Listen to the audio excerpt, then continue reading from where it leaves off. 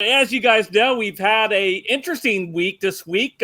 We had our fearless leader in the White House up there, potentially in a hand in sabotaging the Nord Stream 2 pipeline. There's a lot of video of him saying that he was going to make sure it was offline one way or another. Don't worry, he told a reporter at one point. And now we have Zelensky, the cross-dressing president of Ukraine, coming out and signing his application to NATO to join NATO in order to help pull us even further into a conflict that none of us really want. But somehow the lefties out there are cheering it on after they said that Trump would get us into World War III. Here we are on the doorstep with their person. Anyway, let's go ahead and sound off. What do we have on this tonight?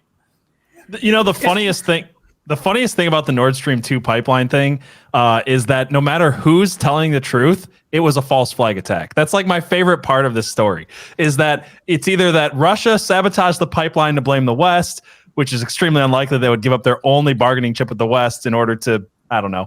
And then the other one is that America, NATO, Ukraine sabotaged the pipeline to blame Russia. So no matter who's talking about it, everyone's calling it a false flag. Yet, you know, if you say false flag, you're a crazy conspiracy theorist, except when everybody's saying it. Somehow, I think this whole false flag is going to show up on Conspiracy Pilled at some point. It already happened. We covered it last week. You gotta love when a politician actually keeps their promises. Yeah, it is interesting to see that the pipeline, not one but two, have problems, and there's 3 different leaks, so there's multiple problems within one. And that's the bigger one, the one that they would depend on. And like you'd said, they're both turned off. So the only reason that they would be blown up is to take away leverage that Russia was holding out. So it makes no sense to say that Putin did it, but that's an interesting point, PJ, that no matter who you side with, it's a false flag that is being accused. Right. Which I guess the real conspiracy would be to think that Joe Biden didn't have anything to do with it after the clip of him saying, "Oh, we'll blow it up. No worries. I mean, there will not be a Nord Stream 2. What? There won't be one? What does that mean? Yeah, the real conspiracy. There won't be one. We'll end it. We'll shut it down. Like all this. And they're like, "How, sir? How exactly will you do that?" He's like, "Oh, we'll find a way. We got the CIA right here." Did you see Did you see the clip of the German president agreeing with him after that? Also back in February, because that was February 7th, I think.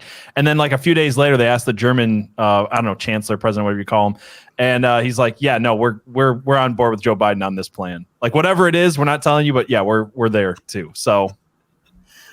Sorry, now if you bring that clip up, they're like, "Oh, you're just a crazy conspiracy theorist. He didn't really mean that." You're a crazy conspiracy theorist. Don't you know that it's not a false flag? It was a false flag just the other way. Yeah, that's so. They're false flagging us. That's what they're doing. It's a double false flag. It's an inverted false flag. You know, it's different when Democrats do it. When they actually call for violence or they call for a destruction of a pipeline, they don't really mean it. It's just a fiery speech. Yeah, I don't know if you guys saw this. Ocean Breathe Salty says, Poland sent a tweet. "Thanks, America."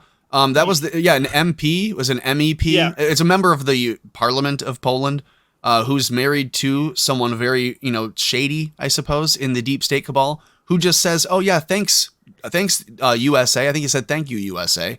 So it's just very interesting to see people being so obvious to call it out from the USA. I was going to say the real conspiracy that I'm kind of a fan of is if it was actually China who sabotaged the pipeline, because then both countries would be absolutely certain that they didn't do it and absolutely certain it was the other side. And China could get them fighting and not have to participate, like bleed them dry fighting. So she went from a double false flag to a triple false flag. Just total Alex Jones that shit. It's like that meme with the church, that first guy in the pew, that's the pipeline. The second person with the gun in the pew is the USA. The one behind him is Russia. And then way up in the balcony is China with a sniper rifle. I just don't see China sabotaging Russia that way. Like, aren't they allied right now? They're out there doing, elephant walks out in the Pacific. I think at some point you wouldn't. I mean, I like the theory, because that would have everybody pointing at each other like the Spider-Man meme. But I think if China was going to do something like that, it would just be to like lean on Russia and tell them to never reopen them. I don't think they'd blow them up. Blowing them up seems like a CIA James Bond bullshit thing to do. Well, it does too, considering that NATO was in the area of testing sea mines at this time. So, but yeah, no, like the China thing, like it wouldn't surprise me if China sabotaged their ally just so that way they could push Ukraine or Russia further into a conflict. But yeah. Wait, China sabotage an ally? No. Never.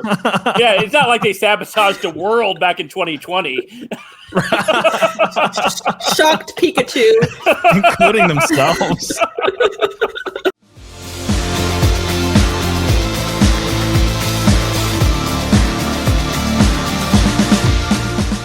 Thank you so much for checking out this clip from the Last American Pubcast, the only podcast where everybody knows your name. And hey, while you're here, don't forget to like, share, subscribe, and join us on a Saturday night from 7 to 9 p.m. Eastern Standard Time. Otherwise, you might get stuck with the tab.